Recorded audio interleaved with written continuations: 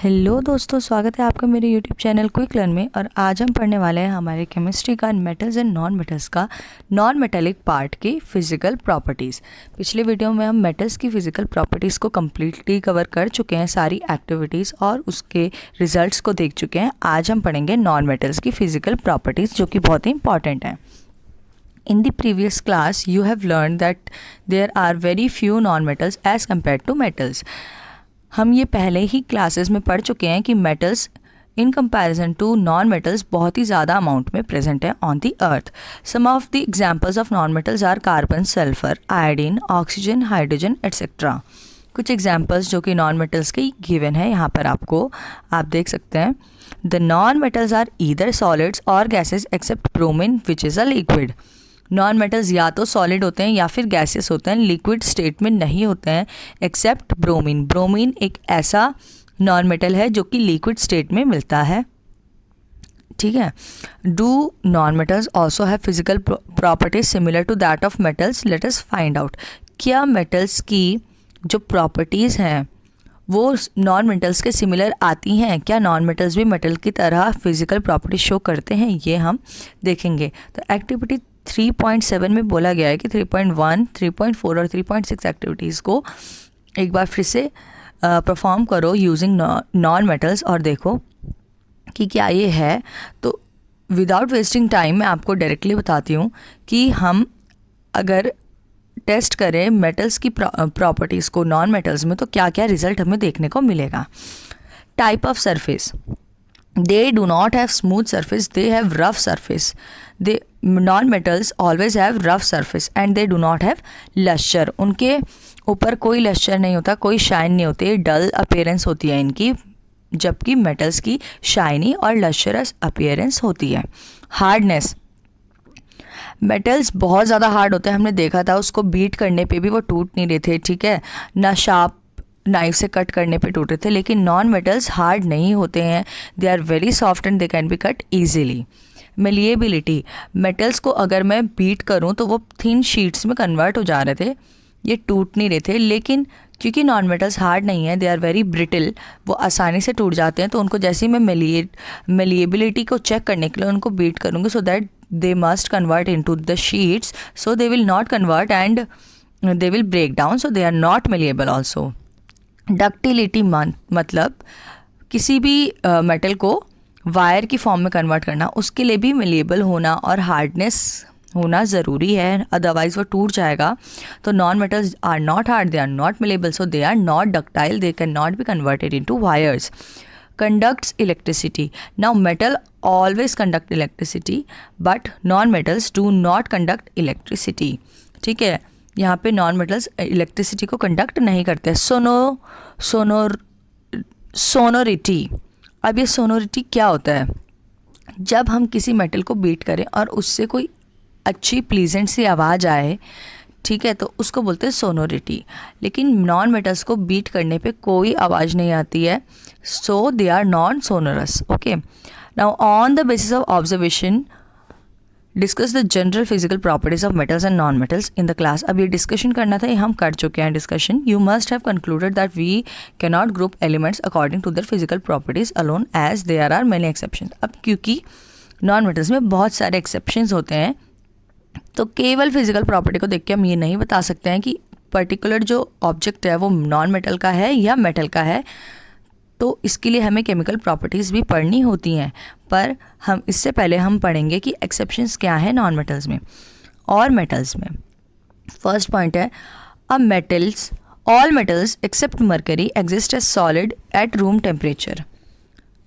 कि जो मेटल्स हैं हमने पढ़ा था कि वो बहुत ज़्यादा हार्ड होते हैं, they are solid at room temperature, but एक एक्सेप्शन है यहाँ पर मरकरी, जो कि रूम टेम्परेचर पर भी लिक्विड स्टेट में रहता है, it is never solid. You have observe that metals have high melting point but gallium and caesium have low melting points. These two metals will melt if you keep them on your palm. क्या बोल रहे हैं कि हमने पढ़ा था, ये देखा था कि जो मेटल्स हैं उनका जो मेल्टिंग पॉइंट, बॉइलिंग पॉइंट है, वो बहुत ज़्यादा हाई होता है, ठीक है। उनको बहुत ज़्यादा हीट प्रोवाइड करनी पड़ती है if you want them to melt और वांट देम टू बॉयल।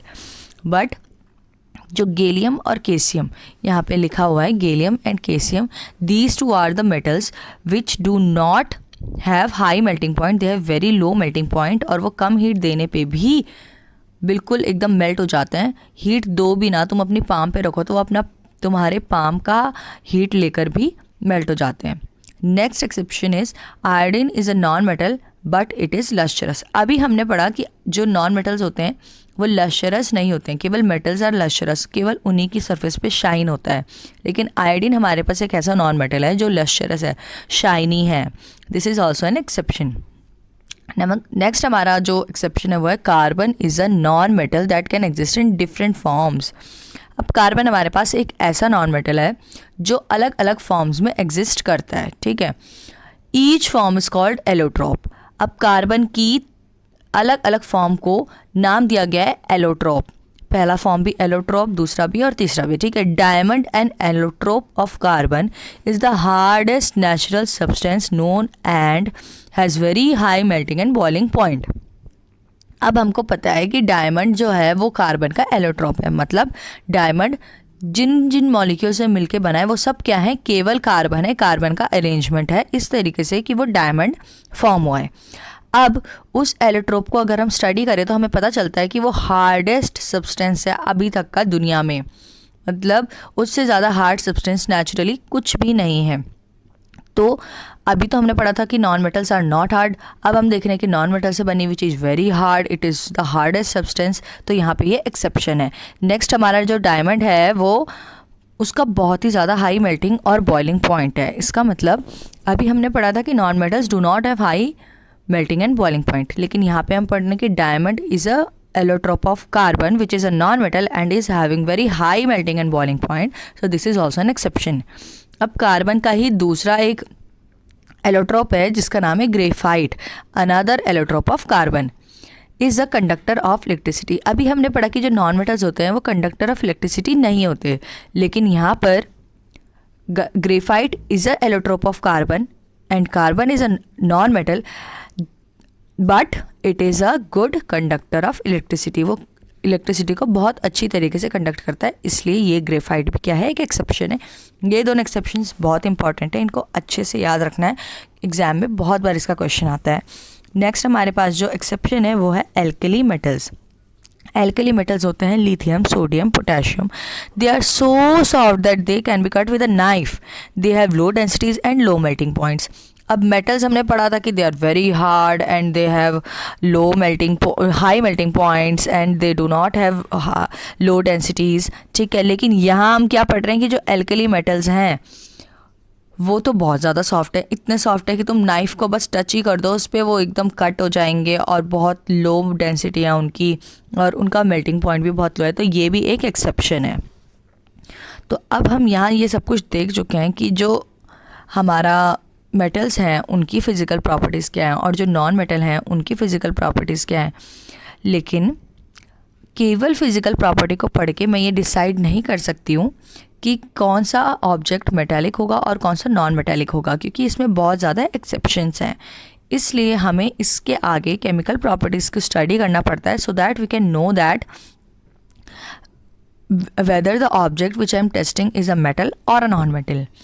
तो ये केमिकल प्रॉपर्टीज़ की वीडियो हम नेक्स्ट वीडियो में कवर करेंगे। तब तक के लिए गुड बाय, टेक केयर, और इस वीडियो को खूब लाइक कीजिए, शेयर कीजिए, और वीडियो अच्छी लगे तो चैनल सब्सक्राइब कीजिए। Thank you so much.